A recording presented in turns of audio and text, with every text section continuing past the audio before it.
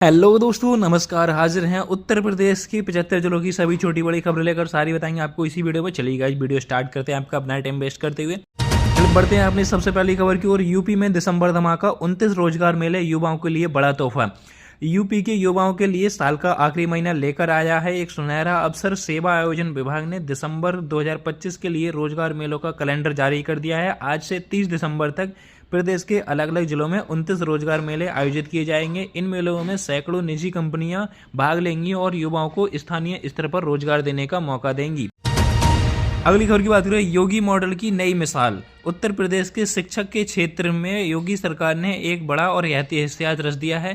श्रमिक के बच्चों और अनाथ बच्चों के लिए और नौनिहाल बच्चों के लिए विश्व स्तरीय सुविधाएं देने के संकल्प के तहत प्रदेश के 18 अटल आवासीय विद्यालय अब स्मार्ट मॉड्यूल पर चलेंगे। लखनऊ के औद्योगिक अटल कमांड सेंटर की शुरुआत के साथ इन स्कूलों की सुरक्षा और शिक्षा गुणवत्ता, पारदर्शित्व और नए स्तर पर पहुंचने पर काम करेगी। अगली खबर की बात करें जो कि वर्किंग महिलाओं को लेकर आ रही है। वर्किंग महिलाओं को बड़ी सौगात। उत्तर प्रदेश के कामकाजी वाली महिलाओं के लिए योगी सरकार ने बड़ा कदम उठाते हुए किराए की परेशानी और रहने की चिंता खत्म करने के लिए प्रदेश में 8 आलीशान महिला हॉस्टल बनाए जा रहे हैं, जो कि लखनऊ, गाजियाबाद, गौतम बुद्ध नगर में निर्माण तेजी से जारी है, जबकि बाकी जिलों में काम बहुत जल्दी ही शुरू होगा और हर हॉस्टल में 500 महिलाओं को रहने की व्यवस्था होगी। साथ ही साथ उनके खाने की सुरक्षा और रहने की सुरक्षा अत्यधिक सुविधाएं होंगी। साथ ही साथ कौशल विकास प्रशिक्षण भी उपलब्ध रहेगा। यह पहल यूपी की बढ़ती महिलाओं के कार्यबल को सुरक्षित और सशक्तिकरण बनाने का कार्य करेगी। अगली खबर की बात करें जो कि सीतापुर से आ रही। सीतापुर में प्रशासन की बड़ी कार्रवाई को लेकर सीतापुर के लाहौरपुर क्षेत्र में प्रशासन ने बुधवार को अवैध कब्जों के खिलाफ कड़ी कार्रवाई की। नवीन प्रतिभूमि पर बने पक्के और अस्थायी निर्माण है, जिसमें से एक मदरसा भी शामिल था, जिस पर बुलडोजर चलाकर कब्जे मुक्त कराया गया। तहसीलदार के नेतृत्व में चलाए गए इस अभियान में नवोदा, गणेश सहित कई गांव और अवैध निर्माण चिन्हित कर ध्वस्त किए गए। अधिकारियों के अनुसार गाटा संख्या 982 और 983 पर लंबे समय से अनधिकृत रूप से भवन खड़े होकर संचालित किए जा रहे थे। अगली खबर की बात करें जो कि अखिलेश यादव को लेकर आ रही है। अखिलेश यादव ने युवाओं का भविष्य और वोटर लिस्ट विवाद। लखनऊ में समाजवादी पार्टी प्रमुख अखिलेश यादव ने भाजपा सरकार पर युवाओं को रोजगार के नाम पर धोखाधड़ी देने का आरोप लगाया। उन्होंने कहा कि भाजपा के एजेंडे में नौकरी जैसे मुद्दे शामिल ही नहीं है और प्रयागराज में प्रतियोगिता छात्राओं के आंदोलन को नैतिक समर्थन देने की घोषणा की। इस बीच गाजियाबाद विधानसभा में बीएलओ के द्वारा 83% मतदाताओं को कैटेगरी सी में डालने पर सपा ने बड़ा सवाल उठाया है। अगली खबर की बात करें जो कि गोरखपुर से आ रही है। गोरखपुर में 14 दिसंबर को नॉन वेज पर बैन। परशुराम नाथ जन्मोत्सव पर सख्त निर्देश। गोरखपुर में 14 दिसंबर को भगवान परशुराम नाथ के जन्मोत्सव अवसर पर नगर निगम ने बड़ा फैसला लिया है। पूरे शहर में मछली, मांस और की बिक्री पर परोसने पर प्रतिबंध रहेगा। नॉन वेज से जुड़े सभी प्रतिष्ठान और मिष्ठान पूरे दिन बंद रहेंगे। हॉस्टल में मांसाहारी भोजन उपलब्ध नहीं होगा। अगली खबर की बात करें जो कि सीएम योगी की लेकर आ रही है। कड़ाके की ठंड में योगी सरकार ने संवेदनशील पहल की। सीएम योगी ने रैन बसेरों को रात में निरीक्षण कर ठंड की बीच मुख्यमंत्री योगी आदित्यनाथ ने गोरखपुर के रैन बसेरों का अचानक निरीक्षण कर और जरूरतमंदों को बड़ा सहारा दिया। शीतलहर से बढ़ती तीव्रता को देखते हुए उन्होंने अधिकारियों को निर्देश दिए कि कोई भी व्यक्ति ठंड से परेशान न हो और सभी को सुविधा उपलब्ध कराई जाए और समय पर दुरुस्त कराई जाए। सीएम ने और साफ सफाई और कंबल, गर्म पानी की व्यवस्था पर्याप्त करने के निर्देश दिए। अगली खबर की बात करें जो कि यूपी से आ रही है। यूपी में चुनाव आयोग ने बढ़ा दी एसआईआर की डेट। अब 25 दिसंबर तक वोटर लिस्ट में जुड़वा सकेंगे नाम। उत्तर प्रदेश में चल रहे एसआईआर अभियान की समय सीमा चुनाव आयोग ने बढ़ा दी है। सूत्रों के मुताबिक चुनाव आयोग की ने यूपी में 14 दिन तक और बढ़ा दी गई है एसआईआर की डेडलाइन, जो कि यूपी के लोगों के लिए पहले अब 11 दिसंबर की जगह 25 दिसंबर तक अपना नाम जुड़वा सकेंगे। अगली खबर की बात करें जो कि शिक्षा मित्रों को लेकर आ रही है। 30,000 शिक्षा मित्रों को अपने घर जाने का मिलेगा मौका।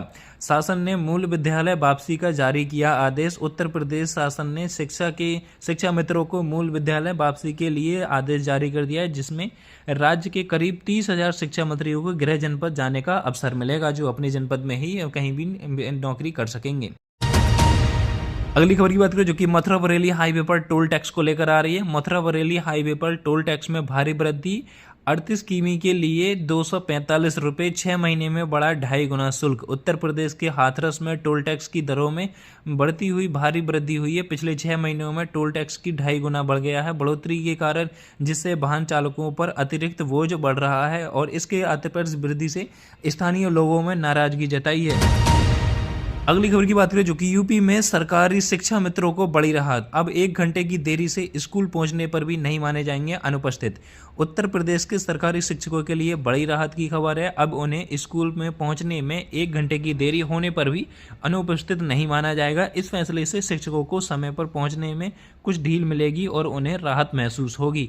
ये बदलाव उत्तर प्रदेश सरकारी स्कूलों में लागू होगा। अगली खबर की बात करें जो कि यूपी विधानसभा का शीतकालीन सत्र 19 दिसंबर से शुरू होकर, जिसमें अनुपूरक बजट भी पेश करेगी योगी सरकार। उत्तर प्रदेश विधानसभा का शीतकालीन सत्र 19 दिसंबर से शुरू होकर 24 दिसंबर तक चलने वाला है। इस दौरान योगी सरकार अनुपूरक बजट भी पेश करेगी। सत्र के दौरान मतदाता अनुरक्षण अभियान यानी SIR पर भी चर्चा की संभावना बताई जा रही है। अगली खबर की बात करें जो कि सीएम योगी आदित्यनाथ के सख्त निर्देश। गोरखपुर में जनता दर्शन के दौरान सीएम योगी आदित्यनाथ ने अधिकारियों को सख्त निर्देश दिए कि गरीबों की जमीन पर कब्जा करने वाले और भूमाफियाओं के लिए खिलाफ कड़ी कार्रवाई की जाएगी। उन्होंने कहा कि भूमाफियाओं को बख्शा नहीं जाएगा। अगली खबर की बात करें, आप गाड़ियों की रफ्तार पर लगेगा ब्रेक। यमुना और नोएडा एक्सप्रेस वे पर 15 दिसंबर से लागू होगी स्पीड लिमिट। बढ़ती ठंड और घने कोहरे के देखते हुए यमुना एक्सप्रेस पर और ग्रेटर नोएडा एक्सप्रेस वे के पर स्पीड लिमिट लगाने की तैयारी की जा रही है। दरअसल लोग एक्सप्रेस वे पर विजिबिलिटी कम होने के कारण भी तेज रफ्तार में गाड़ी चलती है, जिससे सड़क हादसों की संख्या बढ़ती जा रही है।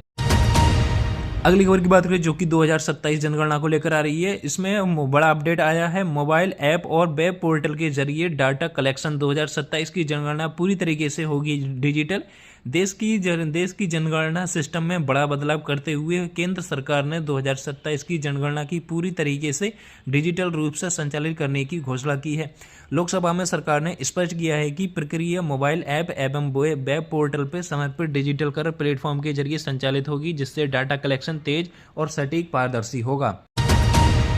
अगली खबर की बात करें जो कि सीएम कुसुम योजना को लेकर आ रही है। सीएम कुसुम योजना में सोलर पंप बुकिंग की आखिरी तारीख 15 दिसंबर है। किसान भाई जल्दी करें आवेदन। पीएम कुसुम योजना के तहत सोलर पंप स्थापित करने की उच्च किसान भाइयों के लिए महत्वपूर्ण सूचना ये है। सोलर पंप की बुकिंग के लिए विभागीय पोर्टल 26 नवंबर से चालू है, जो कि 15 दिसंबर को बंद हो जाएगा। बुकिंग हेतु कृषि विभाग की वेबसाइट पर पंजीकरण कराना अनिवार्य है। बुकिंग के समय किसान भाइयों को 5000 टोकन मनी ऑनलाइन जमा करनी होगी। सोलर पंप पर 60% अनुदान देगी सरकार। अगली खबर की बात करें जो कि यूपी में सरकारी स्कूलों के लिए छुट्टी का ऐलान कर दिया गया है। उत्तर प्रदेश के स्कूलों में 20 से 31 दिसंबर तक सर्दियों की छुट्टी रहेंगी। इसका मतलब ये स्टूडेंट को स्कूलों की कुल 12 दिन की छुट्टी मिलेगी। अगली खबर की बात करें जो कि पंचायत चुनाव को लेकर आ रही है। पंचायत चुनाव की वोटर लिस्ट का सत्यापन शुरू, 6 फरवरी को होगा अंतिम प्रकाशन। उत्तर प्रदेश के बलिया में तृतीय पंचायत चुनाव की तैयारी शुरू हो गई है। निर्वाचन आयोग ने मतदाता सूची सत्यापन के कार्य शुरू कर दिया है, जिसमें डुप्लीकेट मतदाताओं की पहचान की जा रही है और SDM ने मतदाताओं सूची में नाम जांचने की अपील की है।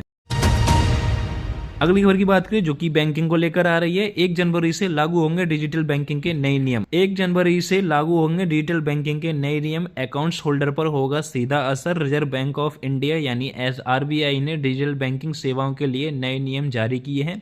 ये नियम 1 जनवरी 2026 से लागू होंगे और नए दिशा निर्देशों के तहत बैंकिंग सर्विस के अप्रूवल प्रोसेस और कंप्लेन मानक सख्त होंगे। कस्टमर प्रोटेक्शन बढ़ेगा और शिकायत निपटाने के लिए भी नियम मजबूत होंगे। तो ये थी हमारी आज की सारी बड़ी खबरें। अगर आपको हमारा वीडियो अच्छा लगा हो तो लाइक करें, शेयर करें और वीडियो कमेंट कर जरूर बताएं कि आप हमारे वीडियो कहां से देख रहे थे।